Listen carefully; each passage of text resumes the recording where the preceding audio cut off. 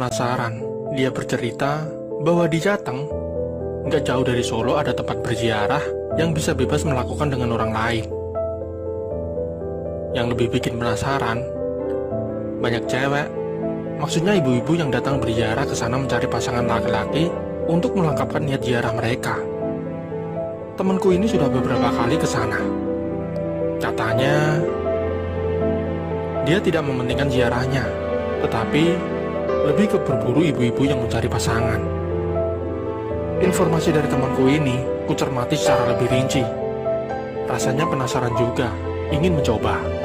Berbekal info yang kurasa cukup lengkap, berangkatlah ke Solo dengan penerbangan murah dari Jakarta. Tarif murah biasanya hari Rabu, tapi kalau hari Sabtu Minggu selalu lebih mahal. Sesampainya di Solo, Rabu sore aku orientasi dulu, cari penginapan yang murah di sekitar Stasiun Solo. Lumayan banyak hotel yang harganya miring dan cukup bersih dan bagus. Sesampai di hotel, aku langsung ditawari tamu bobo dengan tinggi promosi yang kadang-kadang berlebihan, karena tujuanku ke Gunung Kemungkus. Maka berbagai tawaran itu aku tolak halus. Kamis menjelang Jumat Pon, berburu dimulai. Berbekal tip dan trik dari temanku, aku berusaha mencari dan memilih pasangan dari Terminal Tirtonadi di Solo. Kendaraan umum jurusan Purwodadi menjadi amatanku untuk mencari penumpang yang kemungkinan akan ziarah ke Gunung Kemungkus. Tidak mudah memang, karena sudah 2 jam aku belum menemukan perempuan yang layak. Ya paling tidak akan cakep dan bodinya bagus, meski mereka umumnya STW. Selagi aku melamun sambil merokok, ada seorang ibu-ibu menegurku. "Mas, bus jurusan Purwodadi yang mana ya?" tanyanya. Aku terkejut, karena yang menegur itu adalah ibu-ibu dengan kisaran umur 30 tahun. Berwajah khas Jawa, tidak terlalu gendut, tapi semu juga. "Oh, di sini Bu? Ibu mau ziarah?" tanyaku langsung ke sasaran. "Iya," katanya. Ibu itu ternyata baru pertama kali mau ziarah ke Gunung Kemungkus. Aku sempat heran juga, kenapa dia berani jalan sendiri tanpa pendamping. "Mbak sudah tahu syaratnya untuk ziarah ke Gunung Kemungkus?" tanyaku. "Ya tahu dikit Mas." "Masnya mau kemana?" tanyanya. "Saya juga mau ke sana," kataku. "Mbak sudah punya pasangan untuk ziarah ke sana?" tanyaku lagi. "Belum sih. Apa masih mau nemenin saya?" tanyanya. Melihat penampilan perempuan ini yang lumayan oke, aku langsung setuju menemani dia. Dia memperkenalkan diri, namanya Surtiyah, berasal dari Purworejo. Dia mendapat cerita dari temannya yang juga pedagang, bahwa sejak ziarah dan minta dagangannya laris ke Gunung Kemungkus, dagangannya bisa maju. Mbak Surti juga berdagang, dia jualan makanan seperti nasi goreng, mie rebus, dengan warung tenda. Ketika kami ngobrol di perjalanan, dia bercerita bahwa dirinya janda beranak 3, ditinggal cerai sama suaminya. Untuk menghidupi ketiga anaknya, dia berusaha jualan nasi goreng dengan kemampuan seadanya. Dia dagang baru setahun, tetapi rasanya dagangannya gak maju-maju. Setelah dapat informasi dari temannya yang dagangannya maju, dia jadi penasaran ingin mengikuti jejak temannya. Ziarah ke makam Pangeran Samudro di Gunung Kemungkus pada malam Jumat Pon. Tadinya dia agak berat juga mengetahui syarat untuk menyempurnakan ziarah itu harus berhubungan dengan laki-laki yang bukan suaminya. Tapi katanya, lama-lama dia makin penasaran dan pasrah demi melariskan dagangannya dan membiayai anak-anaknya yang sudah makin besar-besar. Untung saya ketemu masih di Solo, jadi rasanya nggak malu banget. Kalau sampai ke Kemungkus belum dapat pasangan kan rasanya piye yo?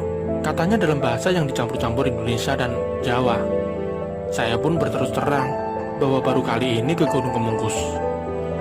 Karena diberitahu teman saya, tapi saya ngarang aja bahwa saya dagang beras.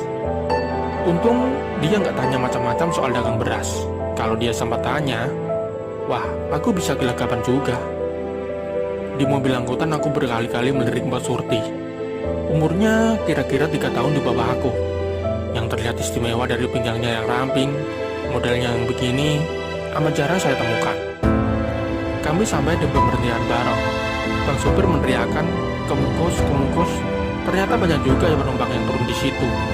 Di tempat pemberhentian angkutan itu sudah banyak laki-laki yang kelihatannya menunggu pasangan, menawarkan diri, menemani para peziarah perempuan. Si Mbak Surti menggandeng tanganku untuk menegaskan pada orang-orang di sekitar situ bahwa dia sudah punya pasangan. Dengan begitu, memang tidak ada laki-laki yang menawari untuk menemani dia berziarah. Tukang ojek sudah menunggu dan terkesan berebut menawarkan jasa ojek. Karena aku tidak tahu sejauh apa tempatnya, kami berdua setuju menyewa ojek sampai ke pinggir dermaga penyeberangan. Kebetulan, waktu kami ke sana, air waduk Kedung Ombo sedang naik. Jadi untuk mencapai Gunung Gemungus kami harus menyewa perahu penyeberangan. Gila juga, mereka menawari ongkos semaunya. Aku langsung katakan dengan menawar biaya sepantasnya. Berbekal kembang dan pernak-pernik untuk ziarah, kami menaiki tangga yang lumayan tinggi dan banyak. Katanya jumlah anak tangga itu ada 157. Di atas disambut oleh juru kunci. Dan si Mbak langsung menjelaskan maksudnya berziarah ke sana. Aku diam saja sambil mengamati betapa ramainya orang berziarah ke sini. Makam Pangeran Samudro berada di bawah semacam bangunan joglo yang cukup luas. Makamnya digerubungi lampu, terasa suasana sakral di sekitar makam itu. Aku ikut-ikutan saja menembak kembang dan duduk seperti peziarah lainnya. Mbak Surti kelihatan benar dia berdoa. Aku tidak tahu dia berdoa minta kepada siapa. Apakah rohnya Pangeran Samudro? Apakah Tuhan Yang Maha Esa? Aku kesini kan tidak berniat ziarah sungguh-sungguh, tetapi ingin merasakan petualangan ritual yang melegenda. Selesai menuntaskan ritual doa, kami lalu mundur dari bangunan makam Pangeran Samudro. Waktu itu sudah sekitar jam 10 malam. Di sekitar makam itu, di bagian agak ke bawah terdapat tempat-tempat penginapan. Tapi menurut temanku, lebih asik kalau di semak-semak di dekat pohon besar.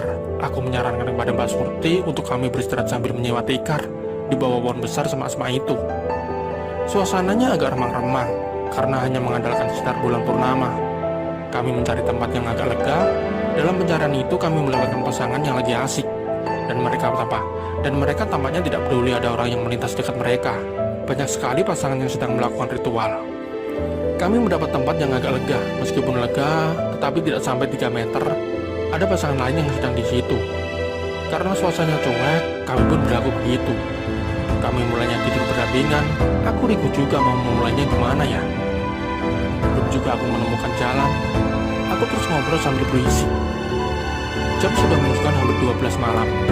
Tiba-tiba tangan Mbak Surti, "Loh, udah bangun toh?" katanya. "Udah Mbak, dari tadi sih. Tapi masih sungkan, karena kita baru kenal kali ya," kataku.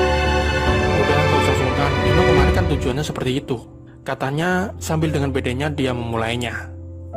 Setelah itu, membersihkan diri seadanya lalu merapikan kembali pakaian kami. "Ini afdol banget ya mas. Kita ritual di bawah pohon di semak-semak di sini. Teman saya juga nyaranin agar kalau melakukan ritual jangan di penginapan, tetapi di semak-semak, biar niatnya cepat terkabul," kata Mbak Surti.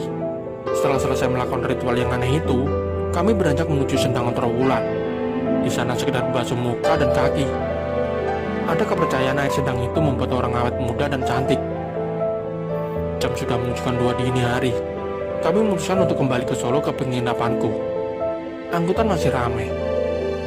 Lupa. Kami sempat membersihkan diri di WC umum. Risih juga rasanya. Sesamanya di Solo, kami tidak langsung di penginapan, tapi mengisi perut yang lagi keroncongan. Hidangan dini hari di Solo yang populer adalah nasi liwet. Nikmat sekali rasanya menyantap nasi liwet sambil duduk di lesehan. Dengan becak kami menuju penginapan.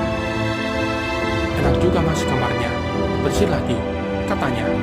Aku menawarkan mandi sebelum kami bubuk. "Dingin mas," katanya. Kamar mandi di kamarku dilengkapi dengan shower air panas. Akhirnya dia mau juga mandi di air panas. Alasanku biar badannya nggak lengket dan segar. Mbak Surti ini memang benar-benar aduhai.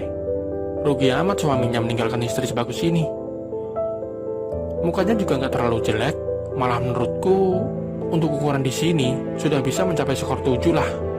Berbalut tanduk kami kembali ke kamar tidur. Aku menyarankan Mbak Surti untuk langsung masuk ke bawah selimut.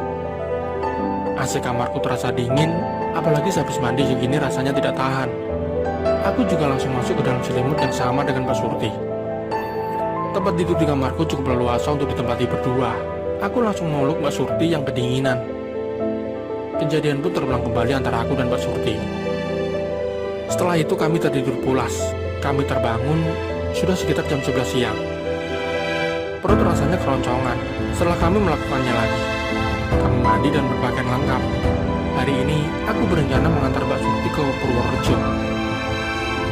Mas tahu nggak? Aku kan waktu di terminal Tirtonadi kemarin pura-pura saja nanya ke Mas, padahal aku naksir Mas biar jadi pasanganku untuk ke Gunung Kemungkus. Katanya sambil berbisik dalam perjalanan kami dengan kereta Prambanan Express. Dalam hatiku ternyata sama juga dengan aku. Memilih-milih pasangan sebelum ke Kemungkus. Sesampainya di Purworejo, aku langsung mencari hotel. Dan malamnya janjian mau merasakan nasi gorengnya. Mbak Surti dibantu keponakannya membuka tenda nasi goreng.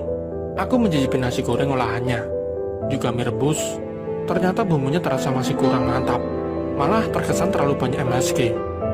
Kalau dia mempertahankan rasa nasi goreng seperti ini, biar berpuluh kali ke Gunung Kemungkus, nasi goreng dagangannya nggak bisa tambah laku. Aku berjanji akan memberi resep bumbu nasi goreng yang lebih dahut. Dia kelihatannya senang sekali. Lah Masnya pinter masak toh? Tanyanya heran bercampur gembira. Kami janjian ketemu besok dengan dia, menjemputku ke hotel dan mengajak ke rumahnya. Keesokan harinya aku bersama Mbak Surti belanja ke pasar membeli bumbu yang kuperlukan, seperti kecap asin, kecap Inggris, ebi, kemiri, dan bumbu kaldu sapi dan ayam setelah terasi yang bungkus. Semua belanjaannya aku bayari. Dia kelihatannya senang sekali. Dari pasar kami langsung menuju rumahnya yang sederhana. Rumahnya kelihatan sepi kecuali keponakannya yang kemarin membantu berjualan. Semua anak-anaknya sedang bersekolah. Aku menunjukkan olahan bumbu nasi goreng berbagai versi. Ada versi Chinese food, ada versi nasi goreng Jawa.